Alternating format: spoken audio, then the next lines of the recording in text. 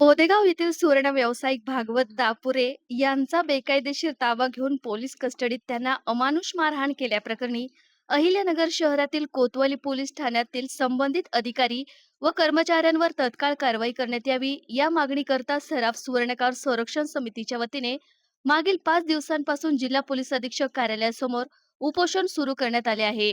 आज या उपोषणाला महाराष्ट्र राज्य ग्रामीण लाड सोनार संघटनेने सुद्धा पाठिंबा दर्शवला आहे। पोलीस प्रशासनाकडून वारंवार सुवर्ण व्यावसायिकांना दिला जात असलेला मानसिक व शारीरिक त्रास त्वरित थांबवण्यात यावा, तसेच भागवत दापुरे या सुवर्ण व्यावसायिकाचा बेकायदेशीर ताबा घेऊन त्यांना पोलीस कस्टडीत अमानुष मारहाण करणाऱ्या कोतवाली पोलिसांवर तत्काळ कारवाई करण्याची मागणी महाराष्ट्र राज्य ग्रामीण लाड सोनार संघटनेचे अध्यक्ष मधुकर मॅन यांनी केली आहे। आज या ठिकाणी सराफ संरक्षण समितीच्या माध्यमातून या ठिकाणी सराफ सुवर्णकारांवर जो आत्ता महिन्यापूर्वी जो अन्याय झाला सुवर्णकार समाजावर, त्याबद्दल या ठिकाणी उपोषण त्या समितीचे अध्यक्ष उमेश शेठ बोराडे, म्हणजे गणेश शेठ टाक, या सर्वांनी या ठिकाणी हा प्रश्न लावून धरलेला आहे। आणि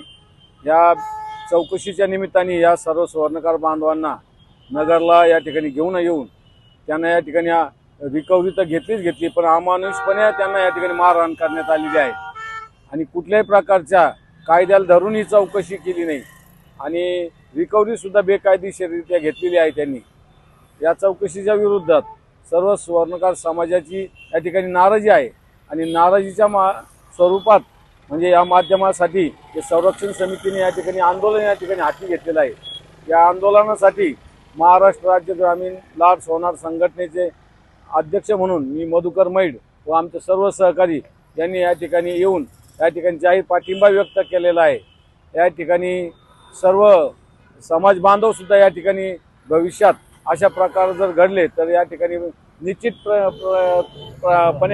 या प्रश्नासाठी संघटितपणे येऊन यासाठी लढा उभारून शासनाला या ठिकाणी या न्याय भूमिका घेण्यासाठी भाग पाडण्यात येईल, अशी भूमिका निश्चित घेण्यात येईल। आणि या पोलीस डिपार्टमेंटवर आमच्या सर्व पदाधिकारी असतील, सर्व सुवर्णकार समाज बांधव असतील, त्यांना जी बेकायदेशीरपणे